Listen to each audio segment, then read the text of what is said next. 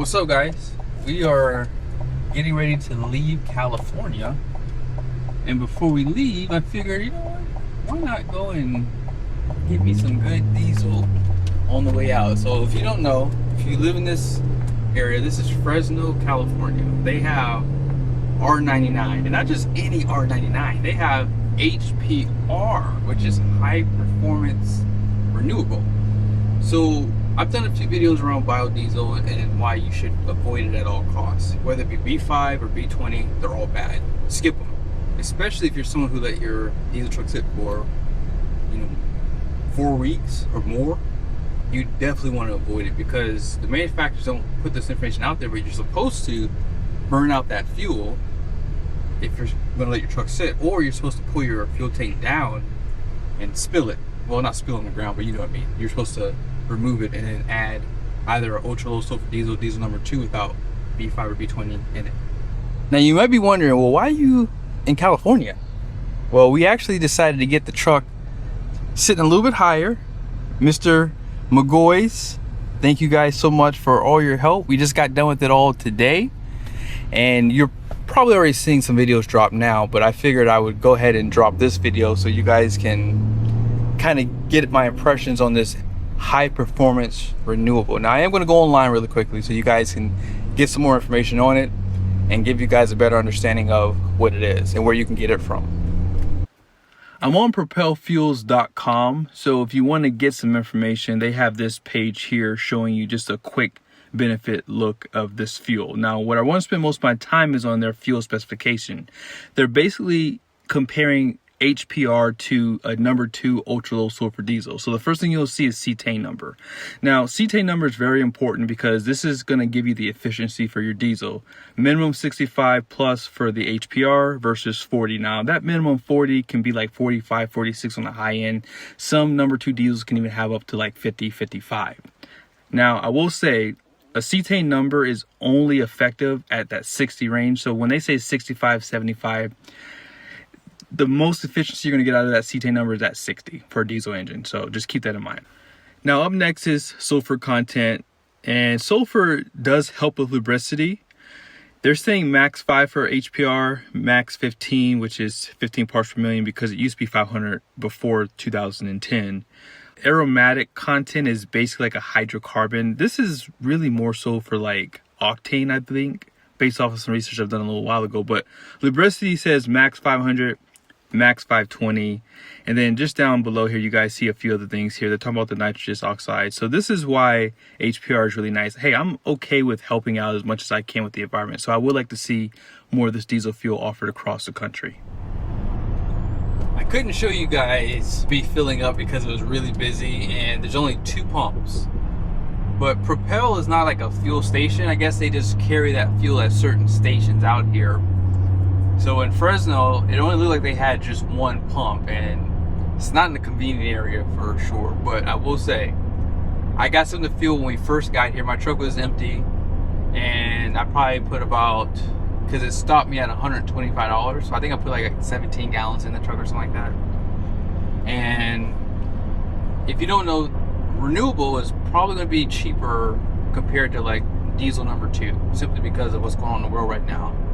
So R99 was $6.39 this morning, now it's $6.59.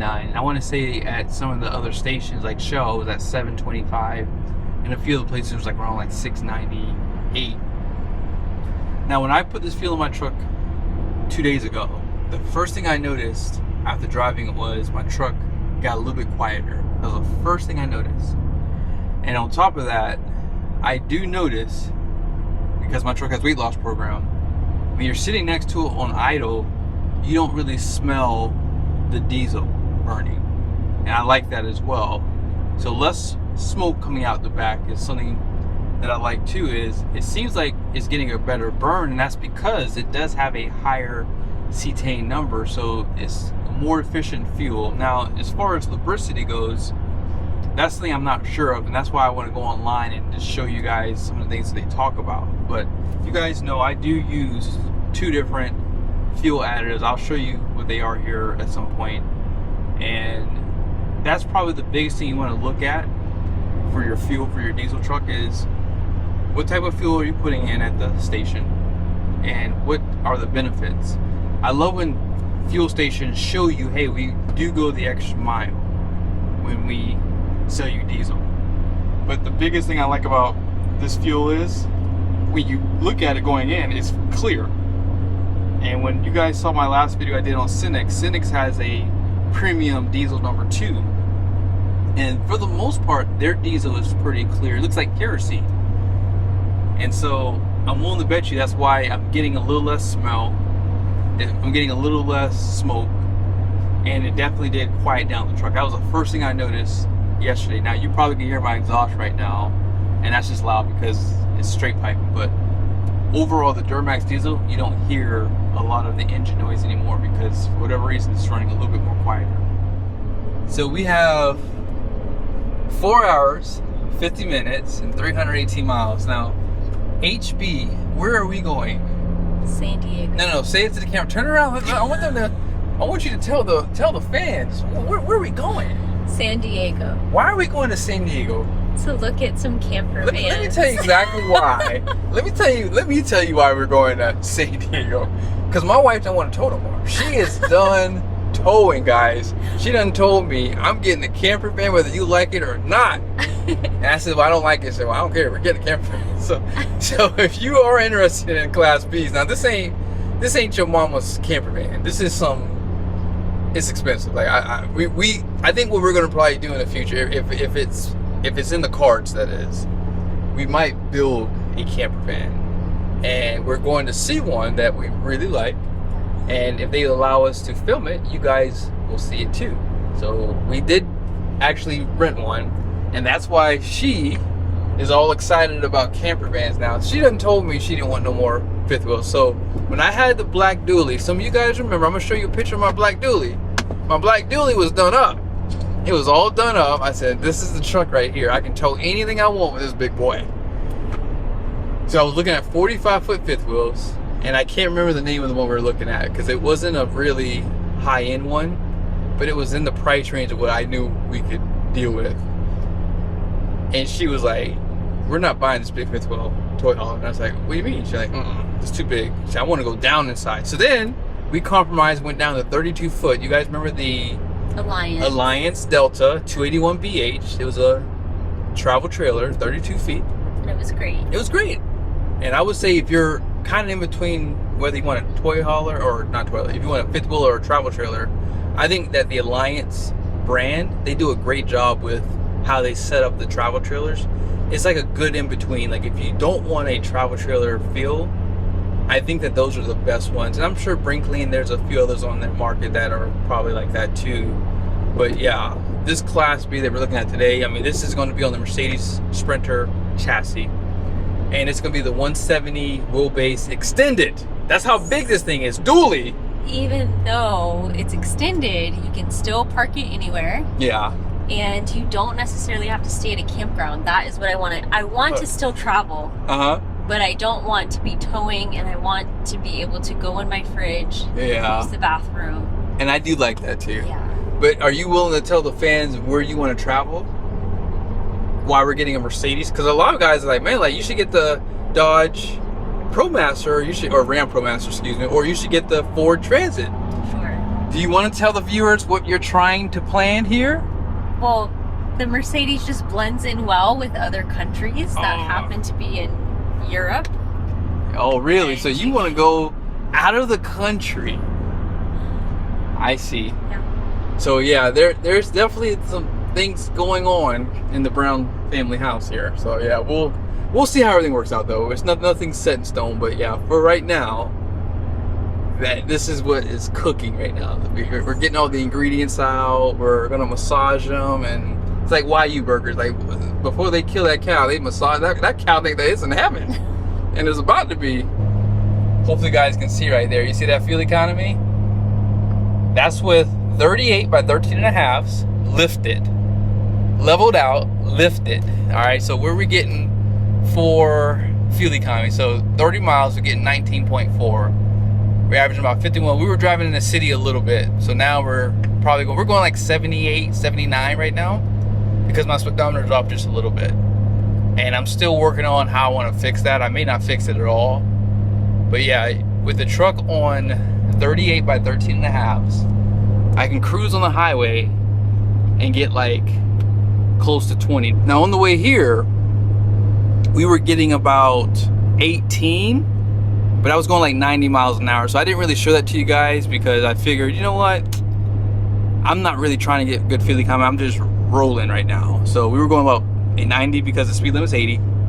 And so I was still getting 18 miles to the gallon. That was with high winds. Was it windy? Yes. It was windy, climbing grades, because we were going from 45 to 5,000 feet up to like 7,000 feet down to 3,000 back up again. So we were climbing and dropping.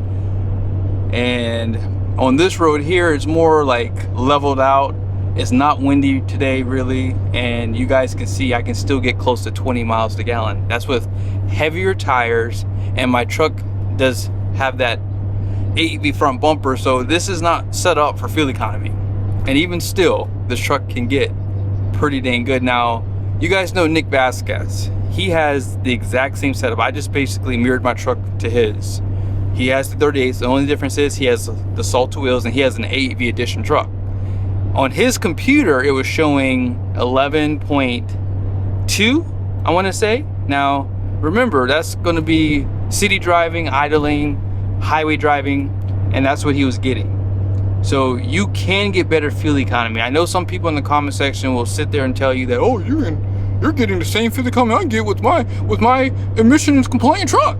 Okay, I can say the same thing off camera. If you don't have numbers, then it doesn't really matter what you say. But regardless of it, yes, these trucks, even with the bigger tires, they will take a hit if you have weight loss program. So just know, I was getting like 23, 24 in this kind of scenario here. And right now I could probably squeeze out, you know, maybe 20, but I'm really kind of taking it easy. I am going to probably start going faster because it is 70 miles an hour, but again, I just want to show you guys, if you're just cruising along and you're not giving it the juice, you can get pretty darn good fuel economy with 38s. And remember, my truck has 125 additional horsepower. That's because I have more boost, right? The calibration is different, and I'm still able to get the fuel economy I get. So whenever I need to pass someone, I have a lot more performance, and that's going to obviously affect my fuel economy. So even if you're comparing your truck to mine, your truck is not putting out the kind of performance my truck has, and I'm still able to get, in your mind, the same fuel economy. So think about that for a second.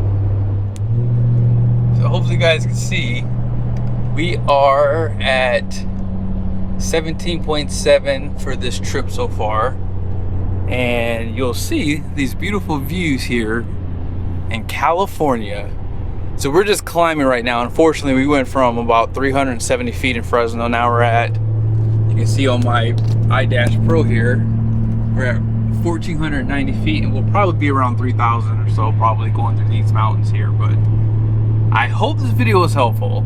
I think that if you're someone who lives in California, I know they have a lot of biodiesel here, and if you're someone that does hot shot or you drive a lot and you burn out that fuel pretty quickly, then you have nothing to worry about. However, if you're someone who does a lot of idling, you do a lot of stop and go traffic where you're just going to be stuck in traffic for hours at a time, I would highly recommend switching over to like a high performance renewable. Again, R95 or any type of B20 mix, avoid it. So that's the maximum that these trucks can take, is B20.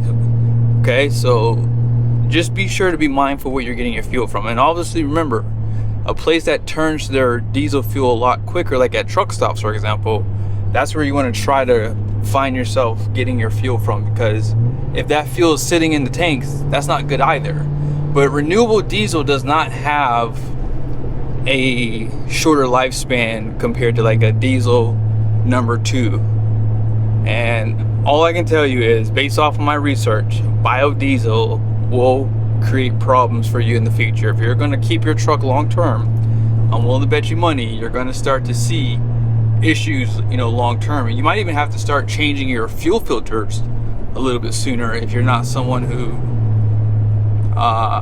you know, drives your truck enough. So just be mindful of these things, because these trucks are expensive, and 9 times out of 10, if you have any issues with your diesel, that's not covered under your warranty. So you want to make sure that you're understanding where you're getting your diesel from. You might even have to call the place and see if they can explain what's actually in the pumps, because sometimes the labeling is wrong at the pumps too.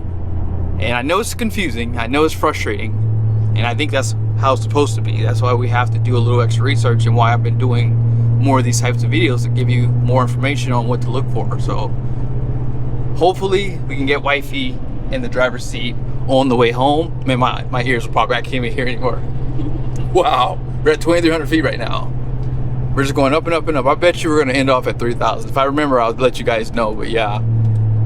Be sure to subscribe to the channel. I want her to drive the truck so she can give her impressions on the new lift. She's already mentioned something to me on this ride. So check out McGoy's, their suspension. If you have any questions, Nick Vasquez, he has a great YouTube channel and a great resource as well.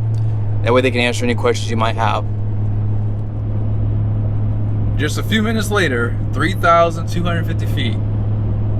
And we could still be climbing too. I don't see where it's saying a descent yet. And we're at 17. That's amazing fuel economy. We've been climbing this entire trip. And we're headed to San Diego, as I mentioned. I think I might have mentioned that in the video. So yeah, headed to San Diego. And we'll probably go back down to right around sea level once we get there. Now, most of you guys know I do run Lorenzo Oil Fuel Enhancement. I do have a website coming really soon where I'll be offering this for sale at a discounted price. Some of you guys have been asking about my promo code. It doesn't work anymore, unfortunately. But regardless of it, the reason why you run a fuel enhancement is simply because of lubricity. That's number one for me personally. Now, if you do have a truck that has emissions equipment on it, this will help lower your regens as well. So this is something that you want to put on your list, and I highly recommend this Lorenzo oil. I've been running it now for about a year now. Wow. And so far, when my truck had emissions, I did notice I was going from like 160-ish for mileage up to about 200 or so before I did a weight loss program. So yeah, definitely check their website out. And like I said, I'll have something coming soon to you guys. No, we're not done. 3,860 feet. That's insane. Now, it looks like we're going down a little bit right here. I'll let you know if we keep climbing, but this is insane. But we are climbing. Oh my goodness. This is insane. My ears have popped like 2 or 3 times. I have to keep yawning. Sorry if I made you yawn in the car. Oh, look at it's contagious. It's contagious. Yes. Oh yeah. But yeah. We're at 16.8 now. And now we're just descending.